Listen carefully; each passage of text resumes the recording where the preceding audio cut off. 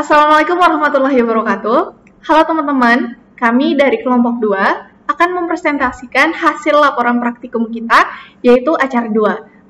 Adapun judul dari acara 2 yaitu pembuatan larutan asam dan basa. Sedangkan anggota kelompok kami ada 7 orang. Yang pertama, saya sendiri, Wiwit Febrianti, Alza Zafira, baik Anindya Maharani, Arifah Rorozi, Devi Karina, Filza Inara, dan Gusti Yogananda Karang. Baik teman-teman, di sini saya akan menjelaskan tujuan praktikum acara 2. Yang pertama, mengetahui perbedaan asam dan basa berdasarkan pH larutan. Lalu yang kedua, menentukan konsentrasi larutan menggunakan metode titrasi. Untuk materi selanjutnya akan disampaikan oleh teman saya.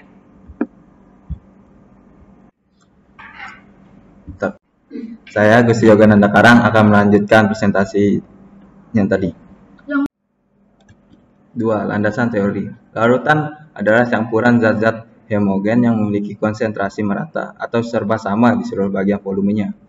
Menurut Arrhenius, dalam larutan air, asam merupakan zat yang menghasilkan ion hidrogen atau H+, dan basa merupakan zat yang menghasilkan ion hidroksida atau OH-. Arrhenius juga membedakan antara asam basa kuat dan asam basa lemah. Asam kuat dan basa lemah terionisasi menjadi H+ dan OH- secara sempurna, sedangkan asam basa lemah adalah reversibel dan setimbang. Konsentrasi ion hidroksida adalah larutan diukur sebagai pH. pH memiliki range skala dari 0 hingga 14. Larutan yang memiliki pH di bawah 7 disebut asam. Larutan yang pH 7 disebut netral, dan larutan pH di atas 7 disebut basa. Definisi formalnya adalah negatif logaritma dari aktivitas ion hidroksida. Adapun pH dapat dinyatakan dengan persamaan berikut. pH sama dengan min log konsentrasi H+, dan pOH adalah sama dengan min log konsentrasi OH-. Selanjutnya, materi selanjutnya akan dijelaskan oleh teman saya, Anin. Halo teman-teman, saya Anindya Maharani. Saya akan melanjutkan materi selanjutnya. Yang ketiga adalah alat dan bahan. Pada praktikum kali ini kita menggunakan alat, ada 6 alat. Yang pertama gelas arloji, gelas kimia, labu ukur, pipet ukur, spatula, dan timbangan analitik. Sedangkan untuk bahannya kita juga menggunakan 6 bahan, yaitu ada air cuka, air perasan jeruk, cairan pembersih mulut, HCl, dan padatan KOH, serta minuman bersoda.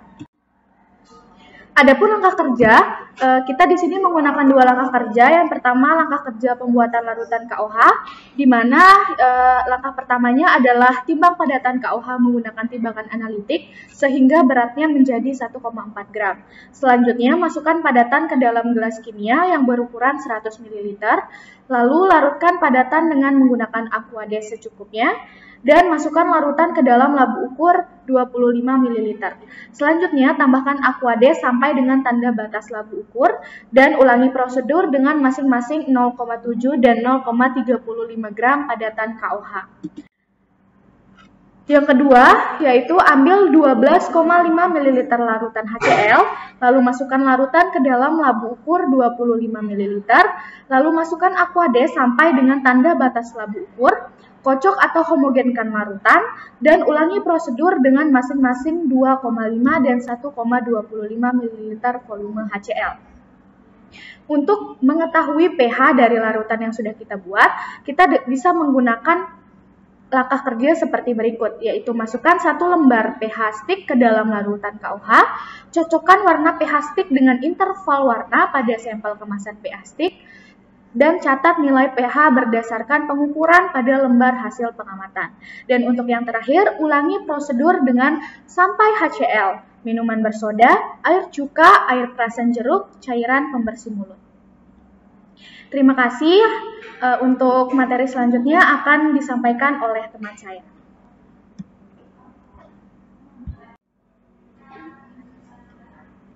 Saya Arifah Rorozi akan melanjutkan presentasi kelompok kami.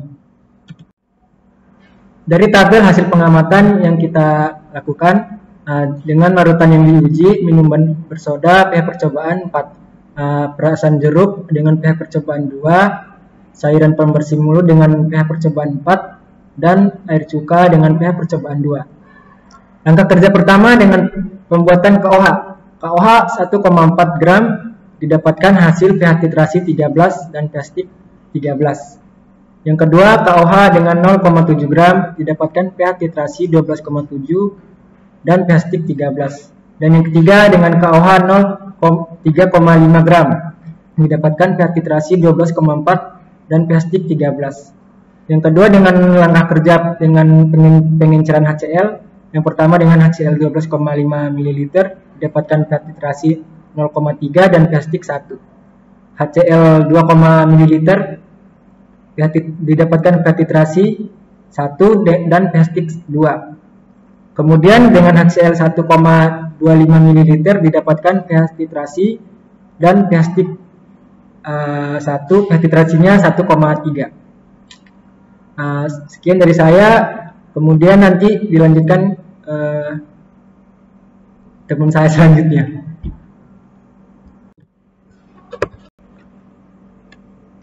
Halo, saya Alga Safira. Di sini saya akan menyampaikan analisis hasil pengamatan.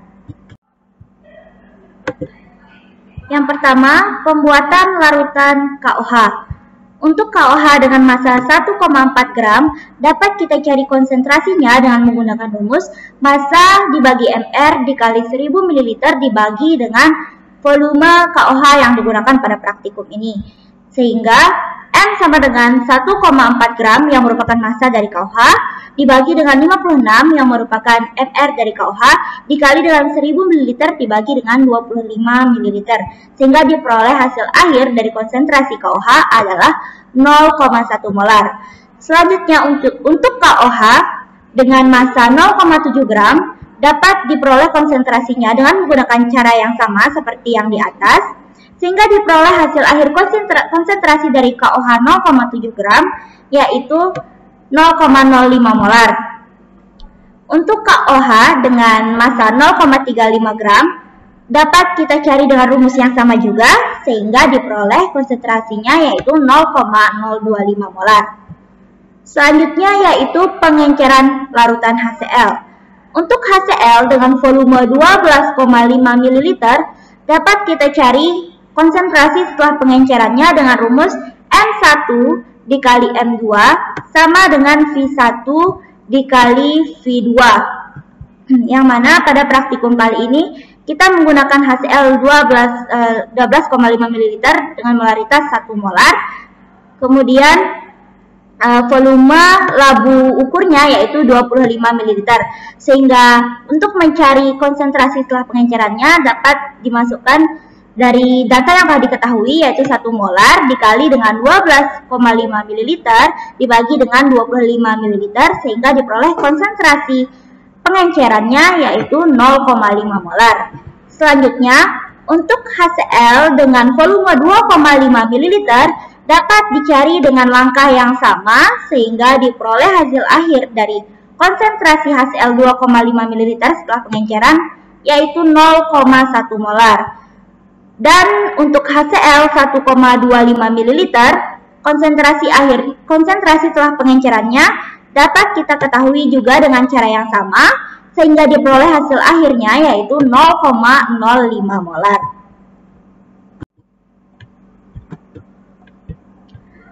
Selanjutnya yaitu perhitungan pH. Yang pertama, untuk pH larutan KOH, untuk KOH dengan massa 1,4 gram dapat kita cari pH-nya dengan rumus POH sama dengan minus log OH min.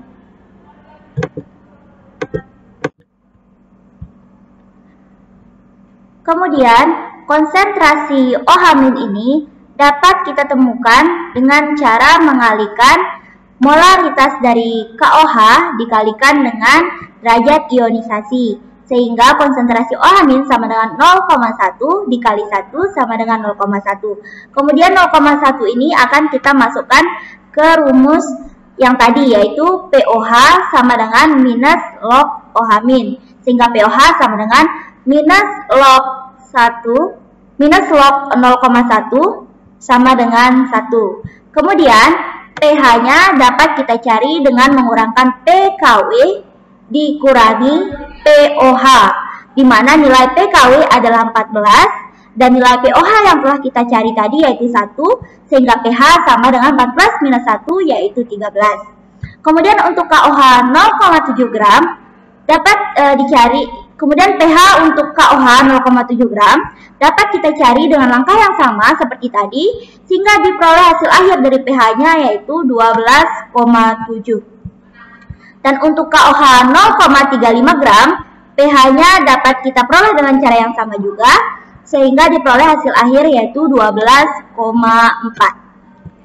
Selanjutnya yaitu pH untuk larutan HCl. Untuk HCl dengan volume 12,5 ml dapat kita cari pH-nya dengan rumus yaitu pH sama dengan min log H+, di mana H plusnya ini dapat kita temukan dengan cara mengalihkan molaritas dari HCl dikalikan dengan derajat ionisasi, sehingga diperoleh konsentrasi dari H+ yaitu 0,5 dikali 1 sama dengan 0,5. Kemudian 0,5 ini kita masukkan ke rumus yang tadi yaitu pH sama dengan min log H+, sehingga diperoleh pH sama dengan min log 0,5. pH sama dengan 1 dikurangi log 5 yaitu sama dengan 3. Sehingga pH dari HCl 12,5 ml ini adalah 0,3. Selanjutnya untuk HCl 2,5 ml, pH-nya dapat kita temukan dengan cara yang sama. Kemudian hasil akhirnya adalah 1. Dan untuk HCl dengan volume 1,25 ml, pH-nya juga dapat kita temukan dengan cara yang sama. Sehingga hasil akhir dari pH HCl 1,25 ml adalah 1,3. Materi berikutnya akan disampaikan oleh rekan saya. Halo, saya Filza Inara akan menyampaikan materi selanjutnya yaitu pembahasan singkat. Pembahasan singkat. Larutan yaitu campuran homogen yang terdiri atas 2 atau lebih zat. Di dalam larutan, komposisi zat yang terlarut dengan zat pelarut dinyatakan dalam konsentrasi larutan. Sedangkan proses percampuran zat yang terlarut dengan zat pelarut membentuk larutan disebut dengan solvasi atau pelarutan. Asam merupakan zat yang menghasilkan ion hidrogen atau H+ dalam larutan dan memiliki pH kurang dari 7. Asam juga dapat didefinisikan sebagai zat yang mendonorkan proton H+. Sedangkan basa adalah zat yang menghasilkan ion hidroksida OH- dalam larutan dan mempunyai pH lebih dari 7 serta penerima proton H+. Kertas indikator universal atau pH stick adalah indikator pH yang berisi larutan dari beberapa senyawa yang menunjukkan beberapa perubahan warna yang halus pada rentang pH 1-14 untuk menunjukkan keasaman atau kebasaan larutan.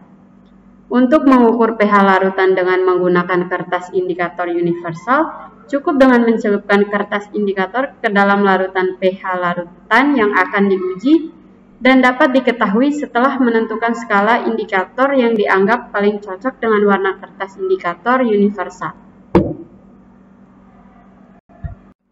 Saya Devi Karina Putri. Selanjutnya di sini saya akan melanjutkan presentasi dari rekan saya yang sebelumnya untuk bagian kesimpulan. Berdasarkan tujuan dari praktikum, maka kita peroleh 2 kesimpulan. Kesimpulan yang pertama, 1. Diperoleh pH stik larutan KOH 1,4 gram, 0,7 gram, dan 0,35 gram sebesar 13. Karena pH stiknya lebih dari 7, maka larutan ini tergolong larutan basa. Yang kedua, diperoleh pH HCl 12,5 ml, 2,5 ml, dan 1,25 ml berturut-turut yaitu 1, 2, dan 1. Karena pH stiknya kurang dari 7, maka HCl ini tergolong asam. Yang ketiga, diperoleh pH minimum bersoda, perasan jeruk, cairan pembersih mulut, dan air cuka berturut-turut yaitu 4, 2, 4, dan 2. Karena pH-nya kurang dari 7, maka cairan-cairan tersebut tergolong asam. Untuk kesimpulan yang kedua, 1. Diperoleh pH titrasi KOH 1,4 gram, 0,7 gram, dan 0,35 gram berturut-turut yaitu 13, 12,7, dan 12,4. Yang kedua, diperoleh pH titrasi HCl 12,5 ml, 2,5 ml, dan 1,2 ml berturut-turut yaitu 0,3, 1, dan 1,3. Sekian presentasi dari kelompok kami. Kurang dan lebihnya mohon maaf. Wassalamualaikum warahmatullahi wabarakatuh.